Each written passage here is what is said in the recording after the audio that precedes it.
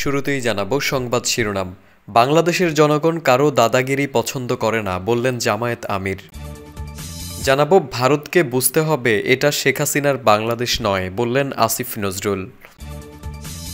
বাংলাদেশের জনগণ তাদের মাথার উপর কারো দাদাগিরি একদম পছন্দ করে না বলে মন্তব্য করেছেন বাংলাদেশ জামায়াত ইসলামের আমির ডাক্তার শফিকুর রহমান।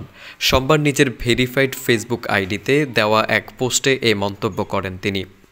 জামায়াত আমির তার পোস্টে ভারতের সমালোচনা করেছেন। তিনি বলেছেন, ভারত নিজের দেশে তার প্রতিবেশী দেশের কূটনৈতিক মিশনের নিরাপত্তা দিতে যেখানে ব্যর্থ, সেখানে সাম্প্রদায়িক সম্প্রীতির বাংলাদেশ নিয়ে কথা বলার কোনো অধিকার তাদের থাকতে পারে না। তিনি আরও বলেন, বাংলাদেশের জনগণ তাদের মাথার উপর কারো দাদাগিরি একদম পছন্দ করে না। আমরা বাংলাদেশের জনগণকে সতর্ক থাকার জন্য আহ্বান জানাচ্ছি। জাতীয় ঐক্যই তার কার্যকর ঔষধ। এদিকে ভারতের উত্তর পূর্বাঞ্চলীয় ত্রিপুরা রাজ্যের উত্তর আগরতলায় সোমবার দুপুরে বাংলাদেশের সহকারী হাই কমিশনে হামলা করেছে দেশটির হিন্দু সংঘর্ষ সমিতি নামে একটি সংগঠনের সদস্যরা। এই ঘটনায় গভীরভাবে ক্ষুব্ধ হয়েছে বাংলাদেশ সরকার।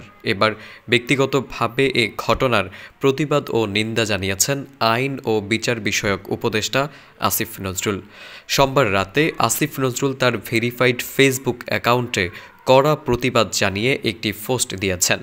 প্রতিবাদের পাশাপাশি তিনি ভারতের সঙ্গে সমমর্যাদা ও সমানাধিকার ভিত্তিক বন্ধুত্ব বাংলাদেশ চায় বলে জানিয়েছেন তিনি। আসিফ নজরুল লিখেছেন, আজ ভারতের আগরতলায় বাংলাদেশের সহকারী হাই কমিশন তছনছ করা হয়েছে। বাংলাদেশের পতাকায় অগ্নি সংযোগ করা হয়েছে।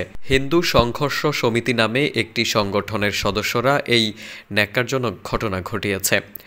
ভারত আন্তর্জাতিক আইন লঙ্ঘন করেছে জানিয়ে আইন উপদেষ্টা আরও লিখেন, আন্তর্জাতিক আইন অনুসারে ভারতের মাটিতে বাংলাদেশের হাই কমিশনকে পরিপূর্ণ নিরাপত্তা দেওয়ার দায়িত্ব ভারতীয় সরকারের।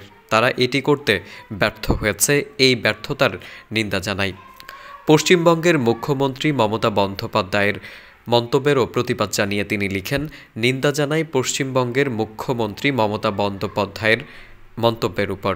ভারতের বিভিন্ন অঞ্চলে সংখ্যালঘু ও দলিত সম্প্রদায়ের উপর যা ঘটে, এর জন্য বরং উল্টো ভারতের লজ্জিত হওয়া উচিত। আসিফ নজরুল আরও লিখেছেন, ভারতকে বলি আমরা সমমর্যাদা আর সমানাধিকার ভিত্তিক বন্ধুত্বে বিশ্বাসী।